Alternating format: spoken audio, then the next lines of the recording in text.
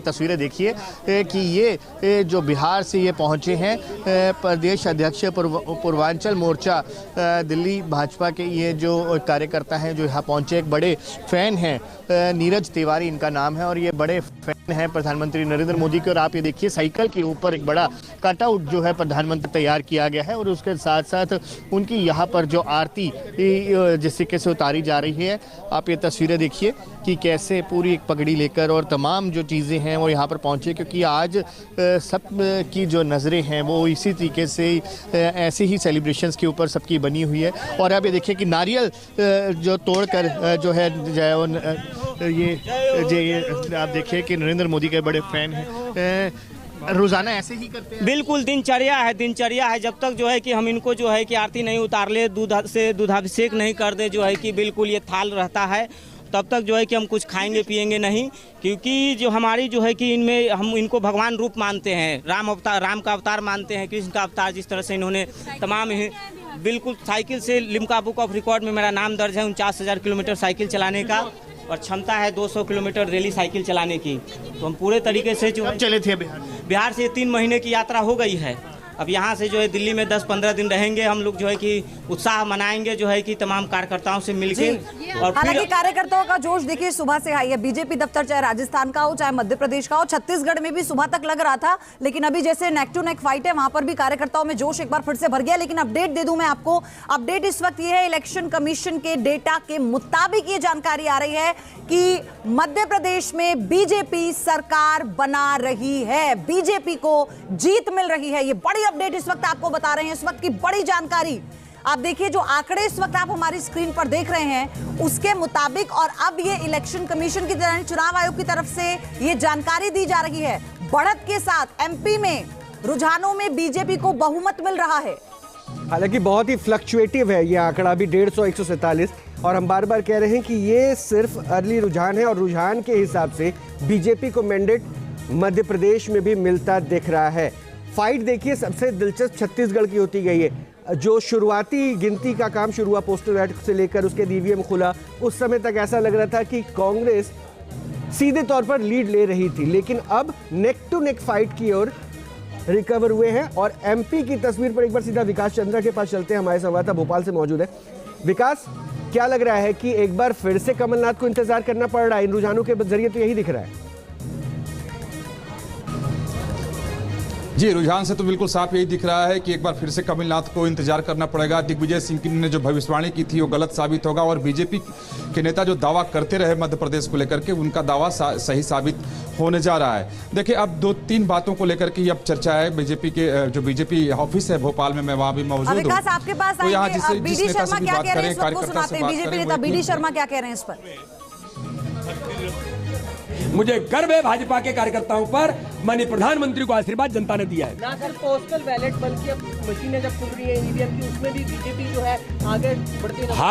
हर जगह पर बीजेपी इसलिए आगे बढ़ रही है कि प्रधानमंत्री मोदी जी को जनता का जो आशीर्वाद है, गरीब कल्याण की योजना है, प्रधानमंत्री और मुख्यमंत्री के नेतृत्व की, आज मध्य प्रदेश के अंदर जनता ने आशीर्वाद दिया है। मैंने तो इतना तक कहा है, अल्पसंख्यक समुदाय के भाई और बहन जिन्हें कांग्रेस झूठ बोल करके वोट बैंक मानती रही, उन्होंने भी प्रधानमंत्री मोदी जी के नेतृत्व में प्रधानमंत्री गरीब कल्याण अन्न योजना, 64 लाख प्रधानमंत्री आवास, आयुष्मान भारत 3 करोड़ 62 लाख, माननीय मुख्यमंत्री के नेतृत्व की लाडली बहना योजना 1 करोड़ 31 लाख, लाडली लक्ष्मी कन्यादान योजना है, प्रधानमंत्री मुख्यमंत्री के नेतृत्व में किसानों को सम्मान निधि, सबका साथ सबका विकास सबके विश्वास के मंत्र को आज मध्य प्रदेश की जनता ने माननीय प्रधानमंत्री मोदी जी को आशीर्वाद दिया है। ये ऐतिहासिक है। और 51% वोट शेयर लाना, माननीय अमित शाह जी की कुशल संगठनात्मक रणनीति जो मध्य प्रदेश के अंदर उन्होंने हमें टास्क दिया, हम उसको पूरा करने का प्रयास आज कर रहे हैं। जी,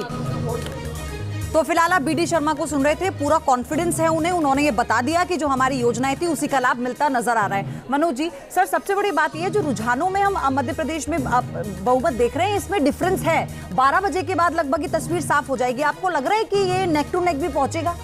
नहीं, मध्य प्रदेश में देखिए, अगर हम शुरू से देखें तो जो एक लीड है वो बीजेपी ने बनाई हुई है, और जैसे जैसे टाइम बीत रहा है कांग्रेस की सीटें कम हो रही है, बीजेपी की सीटें आप देखेंगे कि वो बढ़ती जा रही है। तो मेरे को लगता है कि जो लैंडस्लाइड विक्ट्री अभी नज़र आ रही है बीजेपी की, वो मेरे को लगता है कि अगले 1-2 घंटे के बाद भी वो मेंटेन रहेगी। और जहाँ तक छत्तीसगढ़ की बात है तो छत्तीसगढ़ में नेक टू नेक फाइट है, कभी बीजेपी आगे है, कभी कांग्रेस आगे है। और पिछले जब से ये शुरू हुआ है, शुरुआत के थोड़े टाइम पे जबकि ईवीएम मशीनें नहीं खुली थी, उस समय कांग्रेस को एक थोड़ी लीड थी। उसके बाद वहाँ नेक टू नेक फाइट वहाँ हो रही है। मेरे को लगता है कि सबसे आखिर में जो क्लैरिटी आएगी वो छत्तीसगढ़ में ही आएगी। मनोज जी, मतलब अगर मैं राजस्थान और छत्तीसगढ़ को अभी देखूं तो अभी मैं आपसे मानूं कि अदर्स की भूमिका किंग मेकर की होने वाली है? मेरे ख्याल से राजस्थान में अदर्स की भूमिका नहीं होगी, क्योंकि राजस्थान में भी अगर हम सुबह से देखें तो जो लीड बीजेपी ने बनाई हुई है वो लीड या तो मेंटेन्ड है या उसमें सीटें धीरे धीरे करके इंक्रीज होती हैं। मतलब उसका जो फायदा है, लेकिन अदर्स का भी, अन्य पार्टियों का भी, वो बीजेपी को मिला है। अगर हम राजस्थान की भी बात करें, अगर वोट कटा भी है तो नहीं, ऐसा नहीं है। राजस्थान में मेरा ये मानना है कि राजस्थान में बस में कुछ ऐसे कैंडिडेट्स हैं जो कि वसुंधरा के कैंडिडेट्स थे। वसुंधरा के कैंडिडेट्स थे मतलब कि जिनको बीजेपी ने टिकट नहीं दिया, और राजस्थान में ये कहना था कि उनको भी वसुंधरा का इनडायरेक्ट सपोर्ट है। तो वहाँ जो, क्योंकि वहाँ कोई, तो वो जो ये जो अदर्स हैं, तो अदर्स में वहाँ जो बीजेपी के जो रिबल कैंडिडेट हैं वो भी हो सकते हैं, और इसी तरीके से कांग्रेस के भी हो सकते हैं। और जो रीजनल पार्टीज़ वहाँ छोटी मोटी हैं, कोई मेन फाइट वहाँ बेसिकली बीजेपी और कांग्रेस के बीच में ही है। तो और ये तस्वीरें देखिए आप, कैसे जोश से लबरेज हो चुके हैं बीजेपी के कार्यकर्ता। ये तस्वीरें आ चुकी हैं और अभी से ही जश्न एक तरह से मनाना शुरू कर दिया है। देखिए ढोल नगाड़े बजने शुरू हो गए हैं। और हम आपको इससे पहले राजस्थान की तस्वीर जब दिखा रहे थे, हमारी सहयोगी भी दिखा रही थी, तो वहां तो रिवाज रहा है क्योंकि ऑल्टरनेटिव पैटर्न रहा है, लेकिन वहां पर इस बार लड्डू पहले नहीं बने थे, क्योंकि पिछली बार राजस्थान में जो हुआ था तो बीजेपी के कार्यकर्ता ये कह रहे थे कि इस बार थोड़ा रुझान आने दीजिए, लड्डू बनने शुरू हो जाएंगे। लेकिन फिलहाल तस्वीर आप देखिए ये वाली, कैसे यहाँ पर नाच गाना, ढोल नगाड़े, जोश एकदम हाई है। और जब से प्रधानमंत्री मोदी के संबोधन की खबर सूत्रों के हवाले से आई है कि तमाम कार्यकर्ताओं से वो मिलने वाले हैं बीजेपी दफ्तर में, और वो और ऑनलाइन भी जुड़ेंगे, जो बाकी राज्य हैं उनके कार्यकर्ताओं से उन्हें संबोधित करेंगे। एक और अपडेट इसी बीच आपको बता रहे हैं। अपडेट ये है, इलेक्शन कमीशन के मुताबिक रुझानों में बीजेपी को भारी बढ़त मिलती हुई नजर आ रही है। बीजेपी को 133, कांग्रेस को 52 सीटें। और ये फिलहाल जानकारी आप देखिए, रुझानों में बीजेपी को बढ़त मिलती हुई इस वक्त छत्तीसगढ़ में, राजस्थान में और मध्य प्रदेश में। छत्तीसगढ़ में आप नेक टू नेक मानकर चल रहे हैं, लेकिन थोड़ी देर बाद वहां पर भी क्या स्थिति है वो साफ हो जाएगी। लेकिन मध्य प्रदेश में, राजस्थान में, जो राजस्थान में शुरू सुबह से जो बढ़त बना रखी है बीजेपी ने, सीटें उसकी बढ़ी हैं, घटी नहीं है। और मध्य प्रदेश में डिफरेंस कुछ ज्यादा हो गया है, इसलिए इलेक्शन कमीशन का जो आंकड़ा है वो भी ये कहता है कि और ये जो रुझान है ये शायद नतीजों में तब्दील होने वाले हैं और इसमें बहुत ज्यादा वक्त नहीं लगेगा।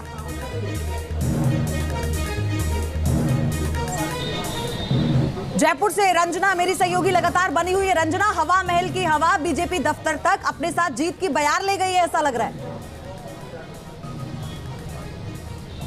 बिल्कुल पयोधी, न सिर्फ हवा बल्कि सुबह से यहाँ पर बारिश भी हो रही है, और किसके सपनों पर बारिश यहाँ पर पानी फेरेगी ये तो वक्त बताएगा। लेकिन हम कह ही रहे थे कि 9:30 बजे के बाद जब रुझान आने पुख्ता शुरू होंगे, उसके बाद धुंधली सी तस्वीर साफ हो जाएगी।